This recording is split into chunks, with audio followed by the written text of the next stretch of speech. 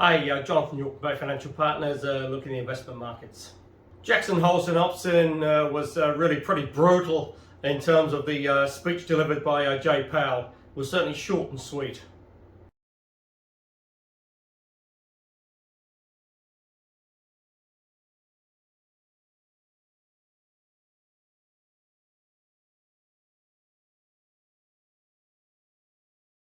But really hammered home the fact that the Fed is still going to carry on fighting inflation. Inflation is still way above expectations and way above the target level, and that appeared to apply a further 75 basis point increase at the next meeting.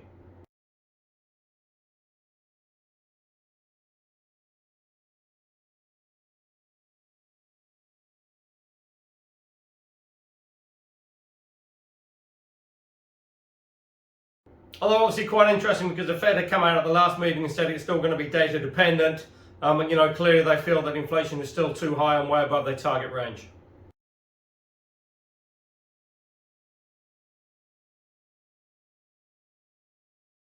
Now that saw equities trade off pretty hard around Dow fell around 1,000 points and still pretty nervous this week as well.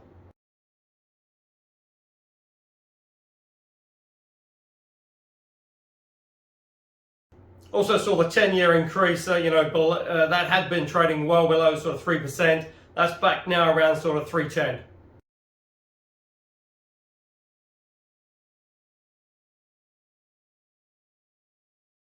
But what has been quite interesting is that the personal consumption price index, with the Fed sort of monitor pretty closely as its sort of preferred inflation guide, that's actually started to fall a little bit in the last month.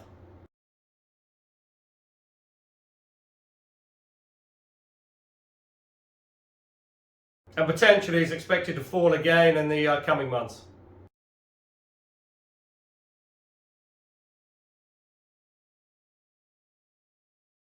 So potentially you have a bit of a dichotomy there where you've got, the Fed talking about raising interest rates to fight inflation because inflation is sort of rising and is too high. But then at the same time, you've actually got month on month and year on year figures actually starting to fall.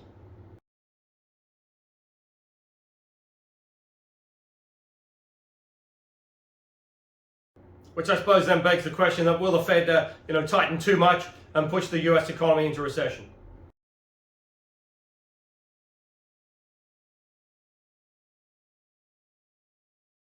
Analysts are looking at around sort of another 150 basis point increase in Fed funds over the next sort of 6 months.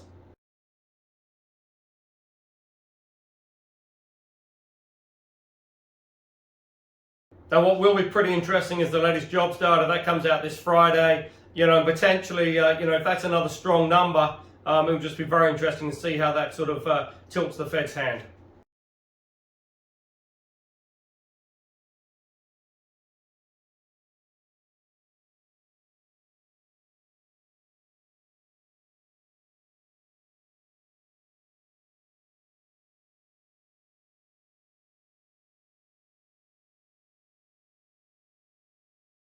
Now, oil was starting to sort of help bring down global inflation pressures, but that's sort of crept back above that sort of 90 bucks, currently trading around sort of $92, $93 a barrel.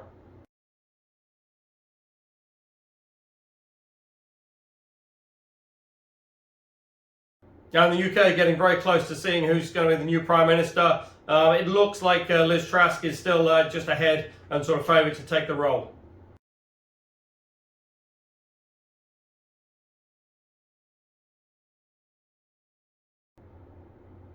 But she's going to inherit a pretty messy state of affairs. Certainly Boris Johnson has pretty much been sort of absent without leave over the last sort of 3 to 4 weeks.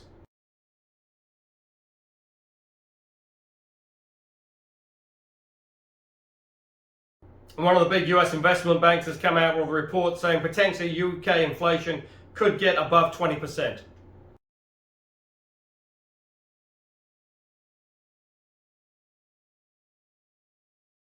Now in the EU region, it's just really going to try and sort out how they're going to sort of cope through the winter months without Russian sort of gas and oil.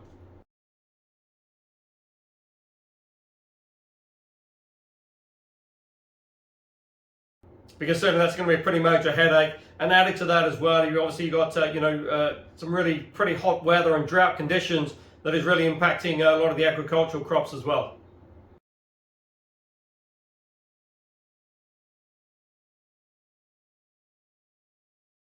And that's obviously pushing up food prices and inflationary pressures.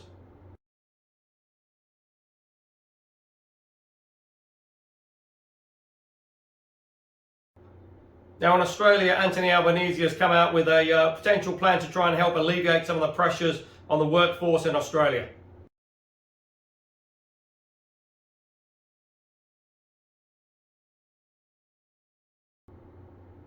Because as with many other countries, there's a lack of sort of labour supply out there. So he's looking at supplying 300,000 work visas.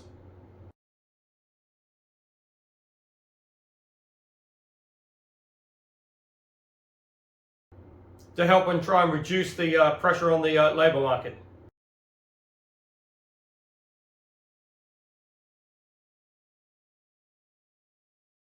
And there are signs in Australia as well that some of the price pressure is actually starting to ease a little bit. Certainly in the fruit and veg situation. A month ago, lettuces were around sort of $12 each. They've come down to $3 now.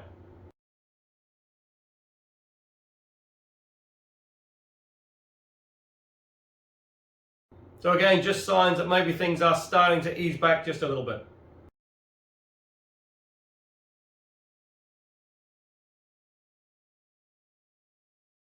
Also as well, retail sales were pretty strong in Australia, 1.3 versus an expected sort of 0.5.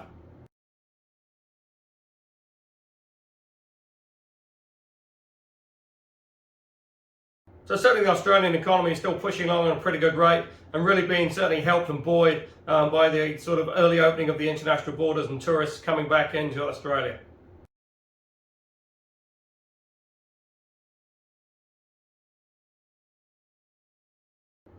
Now you contrast that with New Zealand. New Zealand retail sales were down 2.3. That's much weaker than expected. They were looking for a figure of down around 0.8.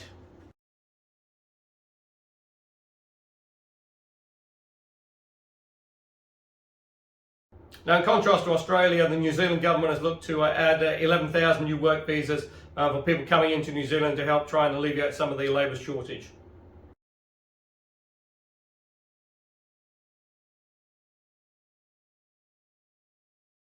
But the government facing fresh criticism because despite the new policies that have been put in place, apparently it's still very onerous, and employers are just finding it too difficult to comply, to even get the applications submitted.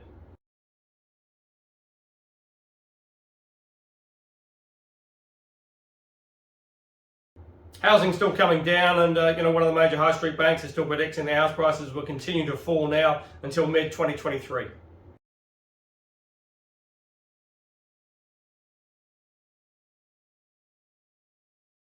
So it does look like it's now becoming a buyer's market rather than a seller's market.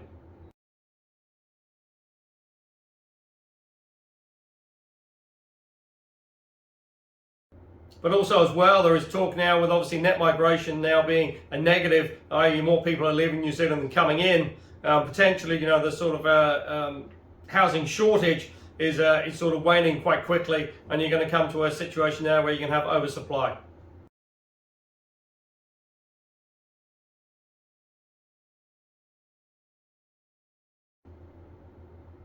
Which will obviously drive down the prices even further.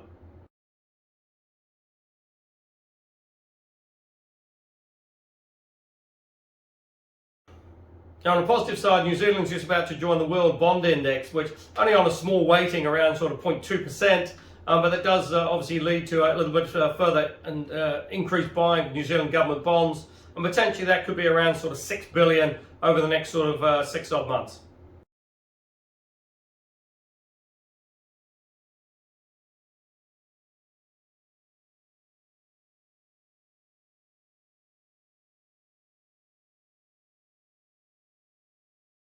Now, as expected, with the inflation still increasing and well above target range, the Reserve Bank is still expected to increase interest rates at this next meeting. But it's going to be very interesting to see how that does sort of play through.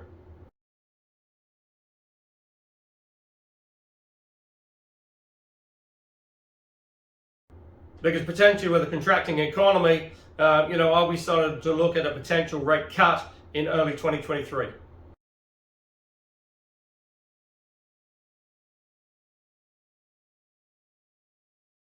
Also as well, a bit of a bombshell on KiwiSaver. The government looking at trying to fix a technical issue that will see some tax being placed on fees, and some of the work by a major accounting firm has looked that potentially by 2070 that could reduce the KiwiSaver balances by around $100 billion.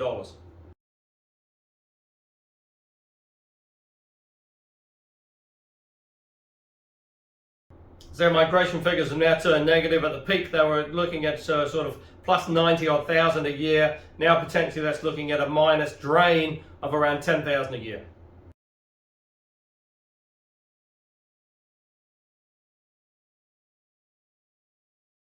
Now for the power companies out there, is it possible that Tiwai Point could now be extended past 2024? If so, that will obviously be pretty good news for Contact and Meridian.